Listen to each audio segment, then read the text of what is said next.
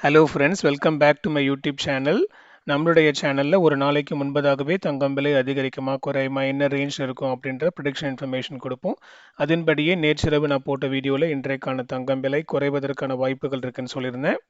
So நேற்றைக்கு வந்து பார்த்தீங்க அப்படின்னா தங்கம் விலை 2 முறை அதிகரித்து 1 கிராம் 22 கேரட் ஆபரண தங்கத்தின் விலை காலையில் ₹200, மத்தியானத்துக்கு மேலே ₹100 ஒரே நாளில் ₹300 அதிகரித்து 11,900க்கு சந்தைப்படுத்தப்பட்டுள்ளது. இதன் மத்தியில் இன்றைக்கான தங்கம் விலை நேற்றைக்கு செகண்ட் டைம் இன்க்ரீஸ் ஆன ரேட்லேருந்து ரிவர்ட் ஆகி ட்ராப் ஆகிறதுக்கான வாய்ப்புகள் இருக்குது.